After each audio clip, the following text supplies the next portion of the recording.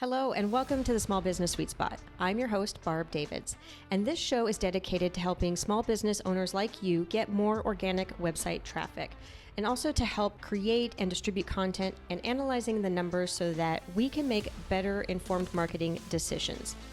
It is action-oriented, direct, and conversational. And if you've been looking for SEO or content marketing help, please stick around to the very end where I share about the group coaching program, Small Business Sweet Spot.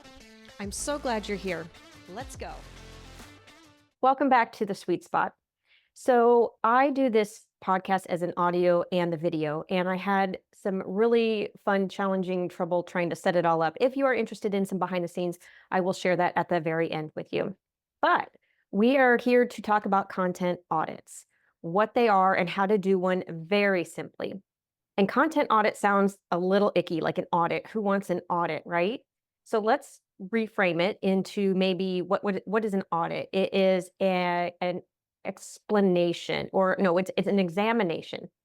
Okay, that doesn't even sound any good either. So let's call it a review, a content review. And a content review can feel a little overwhelming when you don't know where to start or what pages to look at or what constitutes what to keep or what to get rid of. And how do you know what numbers are good? So I'm going to give you a super simple way to just do a quick audit for your website so that you can see if something is generating website traffic and if it's converting. So this short method feels like it shouldn't even work. It just seems so simple. But I did this with a client and we did an update to one of the blog posts and it actually doubled the leads she had. Now, I'm not really fond of giving numbers because everybody's in a different journey and the numbers don't necessarily mean one thing for one person. Doubling at 10 to 20 is a big deal, whereas somebody else might say 1,000 to 2,000 is a big deal. So doubling was a big deal in this particular case. And we did it using this short method that I'm going to go through. Go into Google Analytics and go into the generate lead section on the left-hand side. In there, you're going to see landing pages. Once you click landing pages, there's a column that says key events. When you hover over there, there is going to be a little arrow that can go down. And if you click that, it's going to sort by the most to the least. Then you're going to go up to the upper right-hand corner and choose the date frame. So you're going to choose whatever date frame you feel comfortable with. Typically, I like year over year, and a lot of the times I like to do 1, 2, or 3 months. It is going to vary based off of what I'm doing at the time or whose reports I'm looking at. So if you just want to start with something, start with the last 30 days and then do that year over year.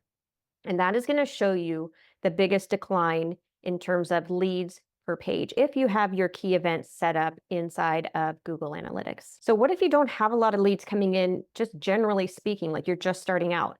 Another way to look at your content to see if it's working or not working is to go into Google Search Console. When you go into Google Search Console, you can see all the pages that Google can see and where people click to your website. So if when you go in there, you change your date, again, it'd be last 30 days, year over year, if that's an easy way to start, or even do 3 months over last year, just because of how much up and down there can be with Google search. I tend to like 3 months on the Google Search Console side. And then there's a thing called pages. So you're going to click pages, and then you're going to sort by impressions. If you don't see impressions in the column, there's a box up at the top that you can toggle it on.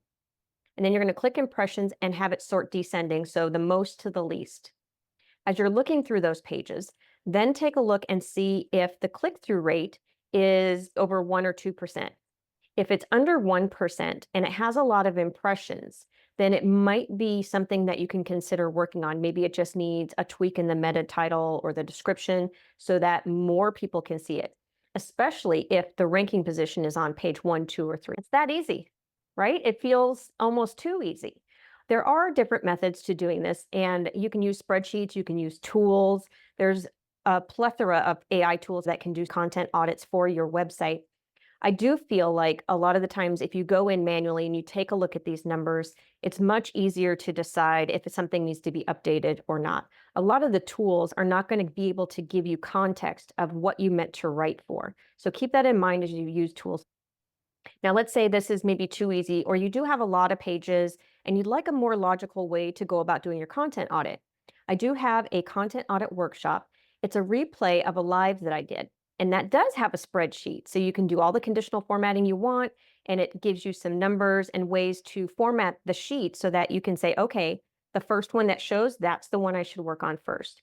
It also prepares you for, okay, should I do a consolidation of blog posts? Should I remove the blog post? So it gives you some criteria to go on for that as well. If this is something that you're interested in, you can find that at compassdigitalstrategies.com/EP19. Okay, so now you found the page that you want to improve. What exactly do you improve on it? The copy is a gimme, right? And so are the photos. But whatever you intend to update, just keep in the back of your mind that this is for the person who's reading it, who's landing on the page from Google. I've gone through a lot of refreshes with blogs, and I feel like I've kind of like tore them up from like start to finish, and it was almost like a complete redo. Some businesses, you have a change in sentiment, or you can find some things from testimonials that you might want to add in and change the angle some. But here are some other things that you might not have considered. The layout. Is it visually appealing? I think there's some debate about whether or not people are holding their attention with the blog post or if they're just skimming. However, it should still be visually appealing. So perhaps as you scroll through on mobile or desktop, depending on how your audience most looks at your website, does it feel like it flows well? Is it keeping them engaged? And if not, consider pulling out even just some quotes. So if there's a great sentence inside of your blog post that you want to call attention to, just make it bigger and bolder, put it on a colored background or something. Check the call to action at the end of the blog post. Maybe you have a new lead magnet, or maybe there's something new in your business that you'd like to refer people to versus when it was first written. Related to what I was talking about with testimonials, maybe there's a new testimonial that you can add into the blog post that relates to what you're talking about. And remember, you don't have to put the whole testimonial. You can put just a portion of it and still be ethically correct with what you're putting there. It's very nice also to, if you can, put a photo with the testimonial, maybe first name, last initial. It doesn't have to give away the privacy of the person listing the testimonial. Here's one that might take a little bit more work. Can you add a quote from someone in the industry or someone that might be willing to share the article with their audience? Perhaps you can get a quote from them or even refer something of theirs that they did. They may be willing to share, and then that way you can get some more exposure on your blog post. Is there a download that you could provide? Something that would make the reader's audience so much easier, like if they needed a checklist or a guide or something that relates to the topic that you're writing about. Consider even adding maybe a video or your podcast, if you have one, to the blog post. Is there something that you can add that would support the topic? And if you're not comfortable getting on camera, there are lots of tools that will take your blog post and create a video for you from it. And then you can use stock images from that tool. I do have a couple of faves, and I'll put those in the show notes for you. Okay, that ends my super simple way of looking at how to look at the performance of your blog posts and what to do for improving them. You can find more info on content strategy guide and even a workbook about how to get more website visits in the show notes. Stay tuned for more episodes to help your business thrive online. We'll see you in the next sweet spot. Cheers.